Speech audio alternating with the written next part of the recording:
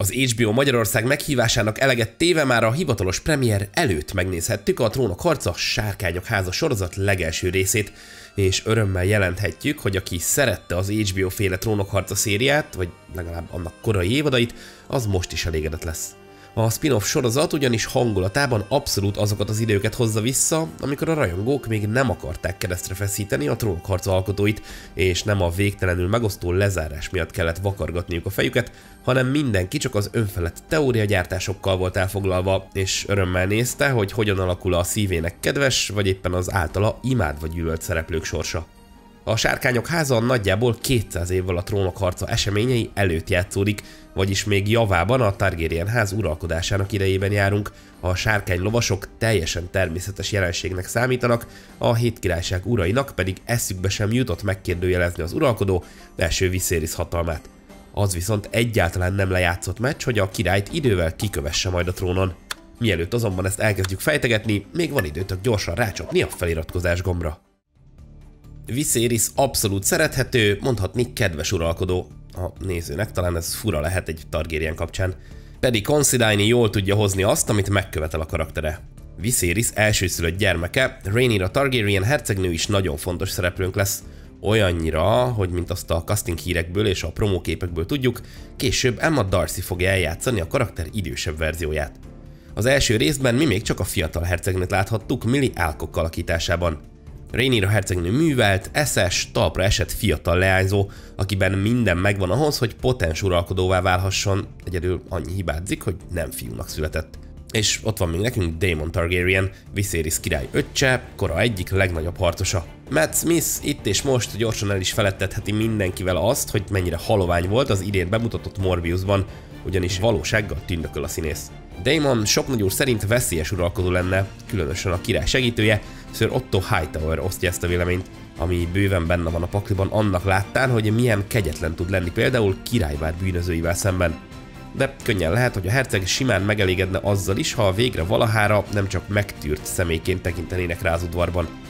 Fontos karakter lesz még Otto Hightower lánya, Alicent, akit fiatalon Emily Carey alakít, idősebb változatának szerepét pedig Olivia Cook kapta meg. Egyelőre maradjunk annyiban, hogy érdemes lesz rá nagyon odafigyelni a sorozat további epizódjaiban is. Ugyanez mondható el a Fabian Frankel által megszemélyesített Sir Criston Cole-ról is. Nyilván nem lehet messze menő következtetéseket levonni egyetlen rész megtekintése után, de az már most látszik, hogy az HBO nem is másolta el a spin-off széria gyártását. George R.R. Martin és Ryan J. Condal egy olyan sorozatot akart letenni az asztalra, ami minden szempontból méltó párja lehet a Trónok harcának. Miguel Sapochnik rendező is teszi a dolgát, ahogy a vizualitásért felelős szakemberek is. Pazarjelmezekben vonulnak fel a szereplők, és a díszleteket illetően is kizárólag pozitívan lehet nyilatkozni a sorozatról. Megnyugtató, hogy a CGI is a helyén van, a sárkányok nem esnek le a képernyőről, és rögtön világossá tették monumentális méreteik azt, hogy miért félték riválisaik úgy a Targaryenek haragját. Természetesen, aki olvasta a Martin 2018-as Tűz és vér című regényét, az pontosan tudja, hogy mire számíthat a sztoriterén, de még nekik is érdemes lesz követni az augusztus 21-én induló sorozatot az HBO Maxon, mert egyelőre úgy fest, hogy az adaptáció hozni fogja azt, amit elvárhatunk tőle. Egyetlen gondolat erejéig érdemes kitérni Corlys Velaryon karakterére, akit Steve Toussaint alakít. Az első promóképek láttán sokan azonnal kapát és kaszát ragadtak a komment szekcióban, mondván, mit keres itt egy fekete Targaryen. Nos, a Velaryon ház értelemszerűen nem egyenlő a Targaryennel, de az tény, hogy szintén valíriai vérvonalról van szó, ami egyidős a Targaryen házzal. Az ehhez hasonló bőrszíncseréknél, mivel Martin könyveiben nem esett szó arról, hogy a Velaryonok esetleg nem fehérbőrűek lennének, általában azon szokott állni vagy bukni a dolog, hogy mennyire árt az immerziónak, a néző azon képességének, hogy teljesen bele tudja élni magát az adott filmbe, sorozatba.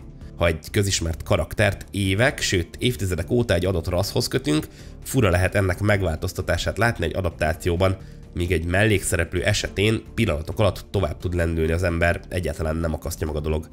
Hullámtörő urára, Corlys Velaryonra az utóbbi az érvényes, sőt, a karakternek igazából még jól is áll a fehér hajkorona.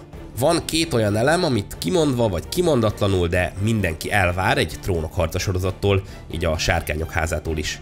Ezek a kendőzetlen erőszak és az ugyanilyen nyíltan bemutatott erotika. Egyik oldalról sem szenvedett csorbát az új sorozat, kapunk például egy olyan lovagi tornát, ami nem nélkülözi a brutalitást, A kuplerájban pedig most sem kezdtek el szemérmessé válni a katonákat kiszolgáló hölgyemények. Matt Smith egyébként saját bevallása alapján rá is kérdezett a forgatás során, hogy tényleg kell-e ennyi szexjelenet a szériába, de azt a választ kapta, hogy nos, igen. A színész pedig végül természetesen elfogadta, hogy hűnek kell maradni az eredeti regényhez, melyben Daemon Targaryen előszeretettel áldozza a testi gyönyörök oltárán. A Trónok harca, Sárkányok háza első évada összesen 10 epizódból fog állni, de már elkezdtek dolgozni a folytatáson, egy második etapra tehát mindenképpen számíthatunk. Ha végig marad az a színvonal, amit az első epizód mutatott, akkor ennek csak örülhet a Martin által megálmodott, a Tűz és Jégdala univerzum minden egyes rajongója, az HBO pedig remélhetőleg nem áll le, és a jövőben is szállítani fogja ezt a minőséget, ha a Trónok harca szériákról lesz szó. Egyedül annyi kérésünk lenne, hogy soha ne jussunk el oda, ahová a 8. szezon végével sikerült kormányozni az eredeti Trónok harca sorozatot. Ha elkerül egy ilyen finálét, már nyert ugye van a Sárkányok házának. Ha már majd ti is láttátok a sorozat első epizódját, mindenképp osszátok meg velünk a tapasztalataitokat lent a kommentek között. Ha tetszett nektek ez a videó, akkor dobjatok rá egy lájkot, hasonló tartalmakért pedig iratkozzatok fel a csatornánkra és bökjétek be a csengőt, hogy értesítést kapjatok, amikor felkerül egy új videó. Ha esetleg támogatni is szeretnétek a munkánkat, akkor a csatornatagság vagy a szuperköszönet funkciók segítségével erre is lehetőségetek van. Hamarosan újra találkozunk. Sziasztok!